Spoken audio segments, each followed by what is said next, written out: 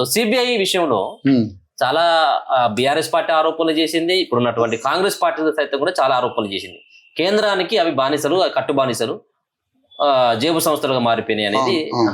So ఇప్పుడు కాళేశ్వరం సంబంధించినటువంటి ప్రాజెక్టుకు సంబంధించినటువంటి అవకతవకల పైన ఘోష్ కమిషన్ వేసిండు, అది నివేదిక వచ్చింది.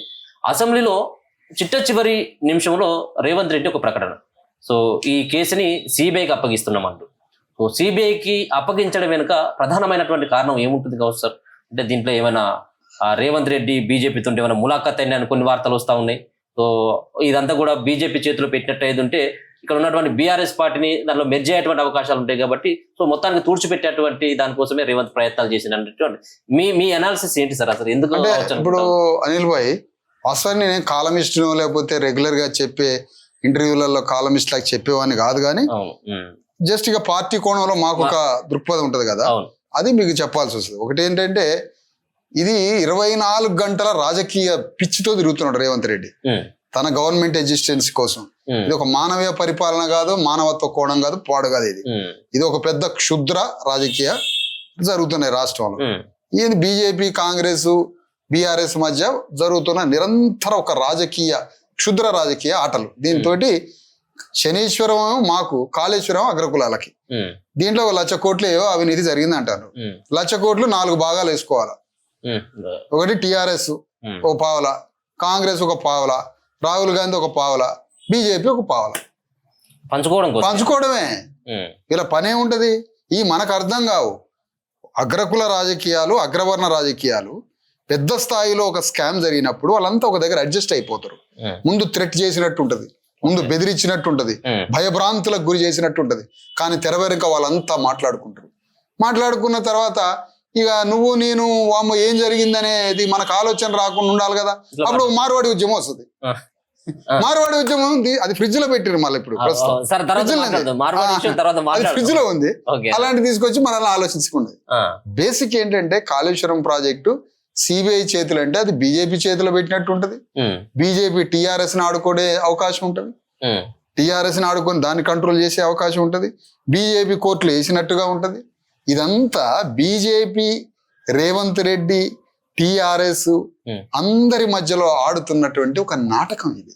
దీని స్పష్టత రావాలంటే ఒక 3 months పడుతుంది. కరెక్ట్ గా 100 days లో దీని స్పష్టమైన కార్యక్రమం బయటకు వెళ్తుంది. మీకు నమ్మకం ఉందా సార్? దీంట్లో హరీష్ రావును దోషిగా చూపెడతా ఉన్నారు, రేవంత్ కేసీఆర్ ను దోషిగా చూపెట్టేటువంటి ప్రయత్నం జరుగుతుంది.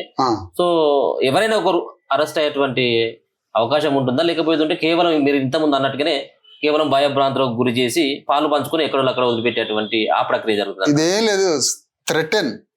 థ్రెట్ చేయడము, కాంప్రమైజ్ చేయడము, సరెండర్ చేసుకోవడము, జరిగిన వాటిలలో అందరూ ఈక్వల్ గా షేర్ తీసుకోవడం.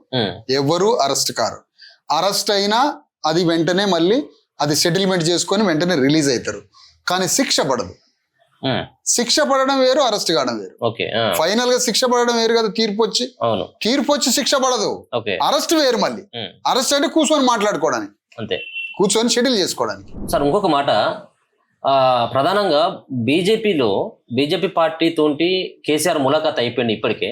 సో రానున్నటువంటి రోజులలో ఈ 2 పార్టీలు కూడా మెర్జ్ అయిపోయి రానున్నటువంటి ఎన్నికల్లో కూడా పోటీ చేస్తే అనేటువంటి కొన్ని వార్తలు కూడా వస్తూ ఉన్నాయి. కానీ బద్ధశత్రువులాగా చూసినటువంటి కేసీఆర్ ఖచ్చితంగా ఏమన్నా బీజేపీ వైపు వెళ్ళేటువంటి అవకాశం ఉంటుంది ఈ కేసుకి ఏమన్నా భయపడి? అంటే వాస్తవానికి కేసీఆర్ కొన్ని అనివార్య పరిస్థితుల్లో పడ్డాడు. గ్రేట్ ఫిలాసఫర్, అందులో ఏం లేదు. జాగ్రఫికల్ పాలిటిక్స్ చేయడంలో ఫిలాసఫర్, కల్చరల్ పొలిటీషియన్. ఓకే, అతను బలమైన ఎనిమి కూడా బీజేపీ. కానీ ఇప్పుడు అనివార్య పరిస్థితుల్లో బీజేపీకి దగ్గర అవుతుంది. జరగబోయే సీన్ అదే. బీజేపీకి దగ్గరగా అయ్యి బీజేపీతో అలయన్స్. అయితే బీజేపీ ఆలోచిస్తుందంటే, అసలు ఇండియన్ పాలిటిక్స్ చరిత్రలో కేసీఆర్ అంత మేధావి ఎవడు లేడు, ఇతనితోటే ప్రమాదం ఉందని మోడీకి తెలుసు. కానీ ఇప్పుడు మోడీ ఏం ఆలోచిస్తుందంటే, అసలు కేసీఆర్నే లేకుండా చేస్తే రాష్ట్రంలో అతనితో అలయన్స్ కు పోయేదానికన్నా కేసీఆర్ అనే సీన్ పిక్చరే లేకుండా ఉంటే, బీఆర్ఎస్ అనేది లేకపోతే రాష్ట్రంలో బీజేపీయే కదా ప్రతిపక్షం అని అనుకుంటాడు. కానీ బీజేపీకి ఎదుగుదల రావట్లేదు. బీజేపీకి ఎదుగుదల రావట్లేదు కాబట్టి ఈ ఉన్న బీఆర్ఎస్ తోటి అడ్జస్ట్ అయితే ఎట్లుంటది అనే డైలమా జరుగుతుంది. ఇంకా కన్క్లూడింగ్ కాలేదు అని నా భావన. కాబట్టి ఈ డైలమా జరుగుతుంది కాబట్టి మాక్సిమం బీఆర్ఎస్ బీజేపీతో అలయన్స్ అయ్యే అవకాశం ఉంది అనేది మేము అనుకుంటున్నా, మా పార్టీలో అవును. మా ఆలోచన విధానం మీ ఆలోచన అవును. అనుకుంటున్నాం పరిస్థితి. సో అంటే ఒక పక్కన రేవంత్ తీసుకున్నటువంటి నిర్ణయం ఏదైతే ఉంటుందో ఉమ్, సో ఇది బీజేపీ పార్టీకి ఫుల్ గా ఫేవర్ చేసినట్టే. ఉమ్, సో ఇది అధిష్టానం ఏ విధంగా రేవంత్ రెడ్డి నిర్ణయాన్ని స్వాగతిస్తుంది? ఎందుకంటే వీళ్ళ పైన హైకమాండ్ ఉంటుంది, Congress party high command Rahul Gandhi Sonia Gandhi. So ఇదంతా ఎందుకు చేసిన అన్నది కనీసం వీళ్ళకు ఇప్పుడు మందలించేటువంటి మీకు ప్రయత్నం కూడా ఉండదు. ఎగ్జాక్ట్లీ మీకు ఇందాక చెప్పిన, ఇప్పుడు రేవంత్ రెడ్డి కాంగ్రెస్ పార్టీలో నేషనల్ ట్రెజరర్ అతను, అంటే ఏఐసిసికి ట్రెజరర్, అంటే భారతదేశ వ్యాప్తంగా ఆర్థిక వనరులు, రాజకీయ చతురత ఈ రెండింటిని అందిస్తున్న వ్యక్తి రేవంత్ రెడ్డి. కాబట్టి రేవంత్ రెడ్డి ఇందాక 2 కళ్ళు నేను చెప్పిన కదా, రేవంత్ రెడ్డి ఇద్దరితో సంసారం చేస్తున్నాడు, మోడీతోటి రాహుల్ గాంధీతో ఇద్దరితో సంసారం చేస్తున్నాడు. కాబట్టి ఇద్దరి వైపున ఉంటాడు. అందుకని రేవంత్ రెడ్డి నిద్రపోవడంలే, నిద్ర లేని రాత్రులు, ఎందుకంటే 2 సంవత్సరాలు చేయాలి. కాబట్టి నిద్ర లేని రాత్రులు గడుపుతున్నాడు రేవంత్ రెడ్డి. ఒకవైపు రాహుల్ గాంధీతో సంసారం, ఇంకోవైపు మోడీతో సంసారం. కాబట్టి మోడీకి అవకాశం ఇవ్వడంలో భాగంగానే సిబిఐ సబ్జెక్ట్ కొన్ని సబ్జెక్ట్స్ జరుగుతున్నాయి. ఈ విధంగా జరుగుతుంది. ఈ క్రీడ యొక్క స్పష్టత రావాలంటే ఇంకొంత టైం పడుతుంది అనేది మా ఆలోచన. సో దీని ద్వారా ఏమైతుంది సార్? తెలంగాణ ప్రజలకు ఒరిగేది ఏముంది? తెలంగాణ ప్రజలు కేసీఆర్ జైలుకు పోతే అక్కడి నుంచి ఆయన తిన్నటువంటి పైసలు వెనక్కి రావు, ప్రభుత్వ చెప్పాను కదా, ఖజానాలోకి రావు, ప్రజా ఖజానాలోకి రావు. అవును. సో ఏంటి జస్ట్ కేవలం జైలుకు వెళ్ళి ఓ 3 రోజులు వారం రోజులు ఉండి బయటకు రావడం వల్ల సో ఏంటి అసలు తెలంగాణ సమాజం అవి కదా రావాల్సింది, మనకు ఆ పైసలు కదా రావాల్సింది.